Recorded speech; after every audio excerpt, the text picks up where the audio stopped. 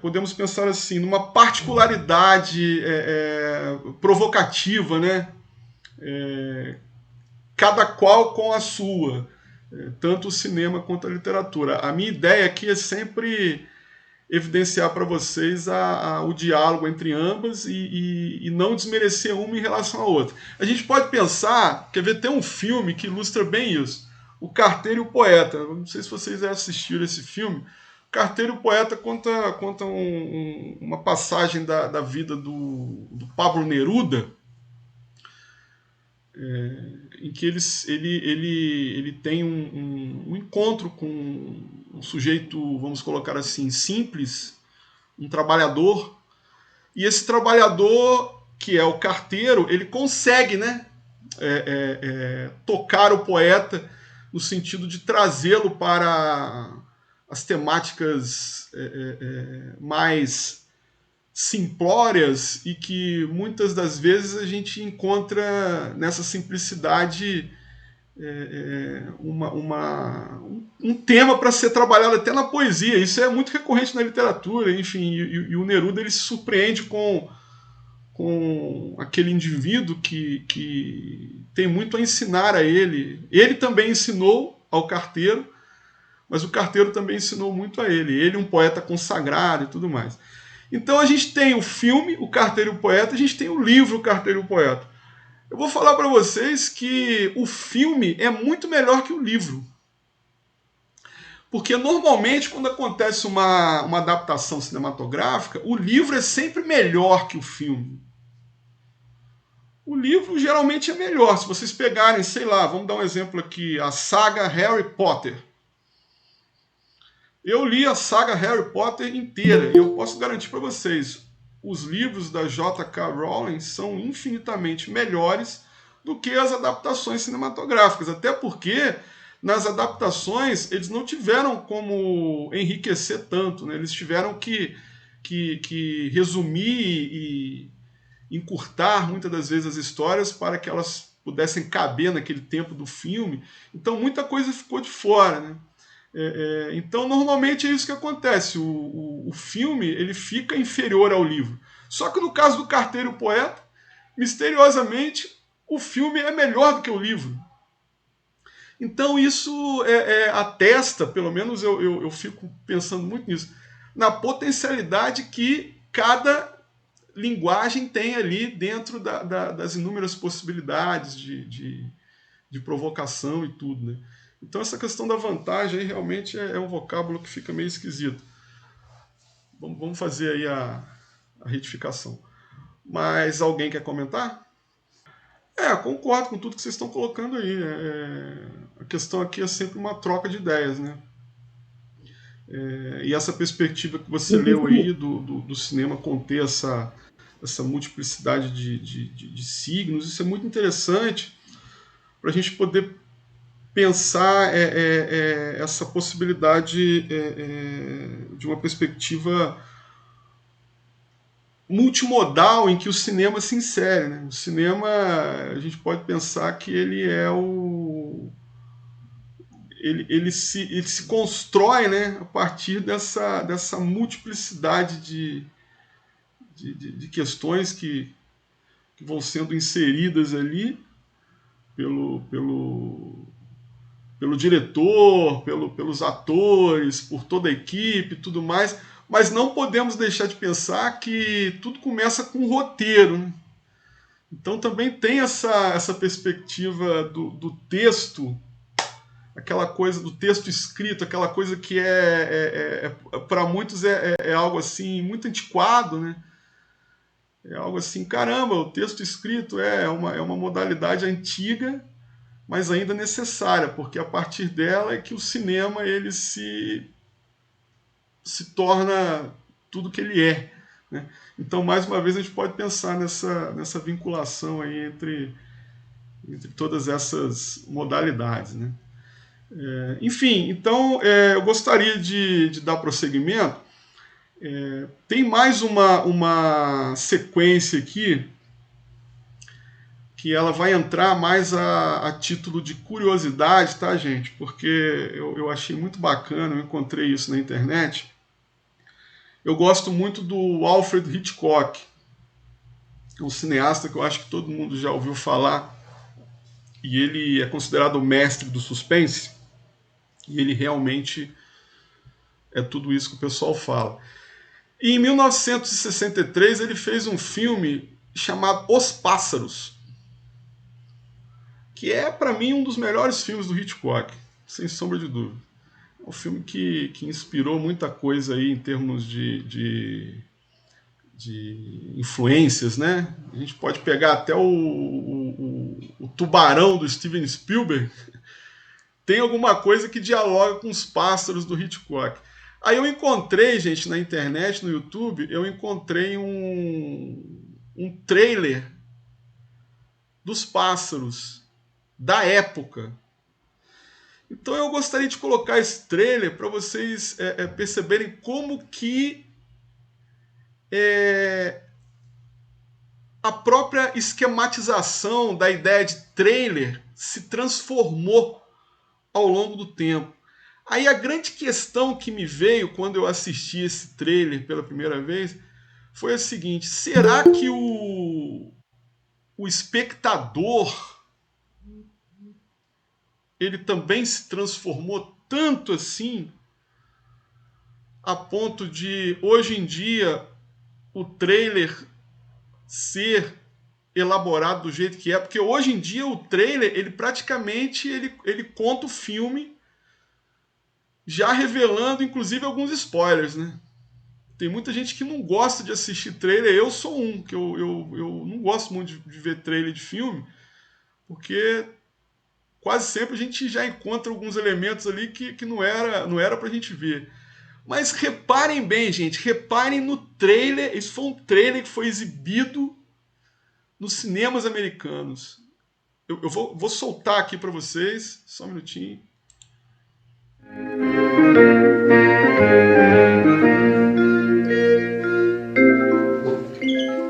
How do you do? My name is Alfred Hitchcock, and I would like to tell you about my forthcoming lecture. It is about the birds and their age-long relationship with man. It will be seen in theaters like this across the country. In my lecture, I hope to make you all aware of our good friends, the birds. Theirs is a noble history, and through it all, man has played a conspicuous part. This cave drawing is one of man's earliest sketches of his feathered friend. One can see at once the loving care with which the artist depicted his subject. The story of man and his friends, the birds, is filled with many fine examples of ways in which these noble creatures have added to the beauty of the world. Take this plumed hat from the period of Charles I. How proud the birds must have been to have their feathers plucked out to brighten man's drab life. Here we have a later model, a refinement of the first. Here man, or rather woman, thought enough of the birds to have an entire one as a decoration. It's quite dead, of course. Naturally, the egg plays a very prominent part in my lecture. Not a word about which came first, however. I don't believe in dealing with controversial matters. Thousands of years ago, man was satisfied merely to steal an egg from a nest and use it for food. Now he has perfected this process by imprisoning each hen in a separate cage and by scientifically manipulating the lights so that she doesn't fall into the rut of the old 24-hour day.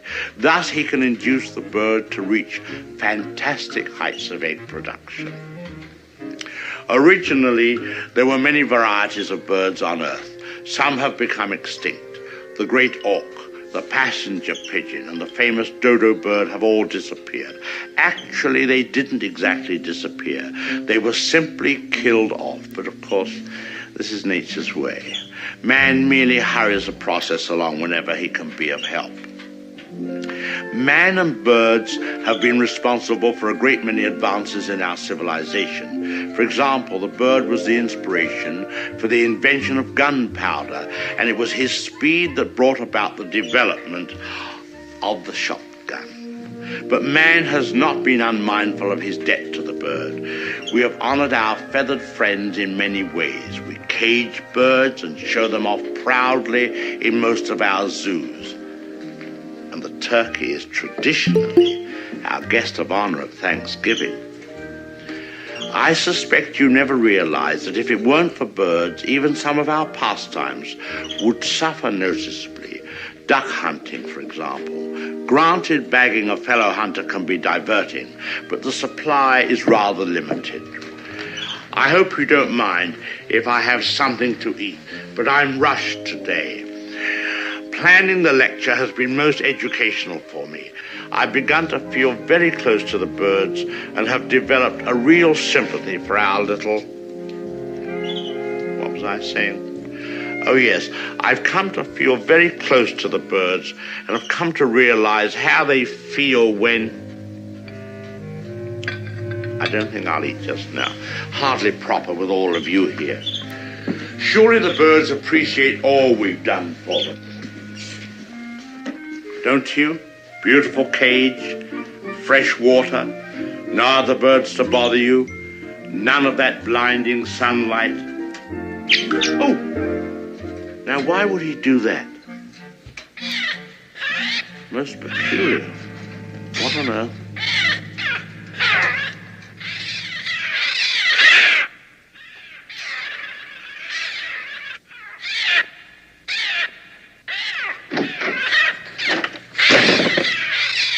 They're coming!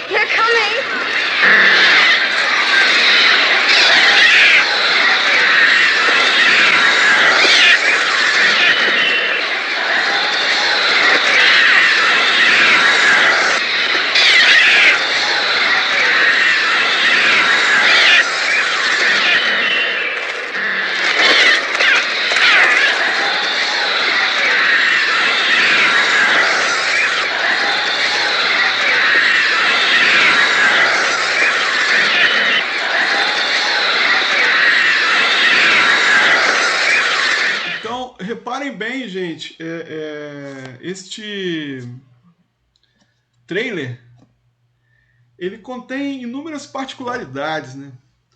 Ele contém inúmeras semioses, ele contém inúmeras provocações, ele contém vários processos multissemióticos para a gente poder analisar aqui. Agora eu já estou procurando entrar aqui um pouquinho mais nas questões, vamos colocar assim, linguísticas, e dentro dessa questão aí que nós vimos no trailer, a gente pode perceber que o Hitchcock, ele se apresenta ali, ele na condição de uma figura muito, ele era muito famoso. Ele tinha, inclusive, uma preocupação de sempre aparecer nos filmes dele, nem que seja por alguns segundos. Isso acabou virando um atrativo dos filmes, né?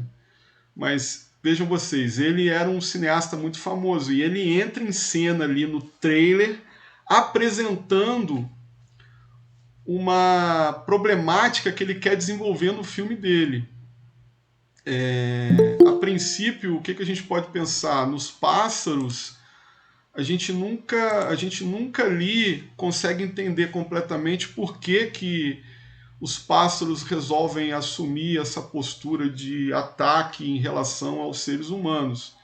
E a gente tem ali, né, no trailer, o Hitchcock resgatando para nós alguns signos ao longo da história que demonstram o quanto que o bicho-homem ele sempre aprisionou e sempre agiu de forma violenta em relação a esses nossos amiguinhos, os pássaros, né? É como se agora se configurasse uma espécie de revanche dos pássaros para com a humanidade. E o Hitchcock ele vai resgatando isso, ele vai trazendo para nós alguns elementos ali, ele mostra uma pintura, ao que parece rupestre, e nessa pintura a gente consegue visualizar um pássaro morto por uma flecha, por um objeto ali produzido pelo homem, né? E conseguimos perceber também ali os elementos decorativos, né? As penas dos pássaros sendo colocadas, né? Sendo colocadas como adorno nos chapéus e tudo mais. Então, ele se utiliza de toda essa de todo esse construto de símbolos, de signos, para poder provocar em nós uma indagação. E mais para o final do trailer, a gente toma contato com o próprio Hitchcock esboçando ali um temor em relação aos pássaros que estão se aproximando. E a gente não vê pássaro atacando o Hitchcock, a gente escuta o barulho dos pássaros. Então, quando a gente assiste ao filme, a gente percebe que existe toda uma sequência ali das mais aterrorizantes que eu já assisti no cinema, em que os personagens lá, o Rod Taylor, Jessica Tandy, Chip Hedren, eles ficam acuados dentro de uma casa, de uma sala aparentemente segura, e toda aquela sonoplastia de um ataque. É claro que depois entram em cena os pássaros, mas, enfim, antes dessa exacerbação imagética, nós temos configurado o terror através de uma exacerbação sonora. Então, olha como que o Hitchcock ele utilizou tudo isso de uma forma muito bem, vamos colocar assim, pegando carona num termo aqui do Bakhtin, é uma arquitetura que ele constrói ali e que propicia a nós todas essas sensações. É a questão do sugerir, ao invés de se colocar ali enfaticamente a imagem do terror configurado, da escatologia e tudo mais. Então o Hitchcock ele era mestre em vários quesitos, inclusive nisso que eu estou falando para vocês. E voltando aqui à questão da reflexão que me veio ao assistir esse trailer, é pensar no espectador da década de 60 e no espectador de hoje, né? No quanto que existiu, digamos assim, até mesmo podemos afirmar uma involução cognitiva até. Podemos afirmar isso, porque a noção de facilidade narrativa, a exacerbação dessa possibilidade de ser tudo mais tranquilo, de ser tudo mais mastigado, isso nos chega hoje em dia num estilo assim que, ao meu ver, pode mais atrapalhar do que ajudar. E quando a gente toma contato com esse trailer, a gente percebe que o espectador da década de 60, o leitor da década de 60, ele se colocava mesmo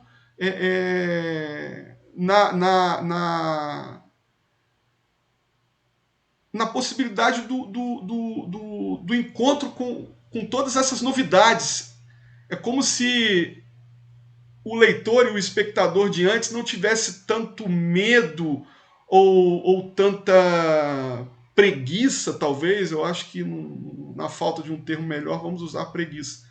No quanto que toda essa topografia eletrônica, toda essa topografia informatizada, isso também traz para nós alguns deméritos.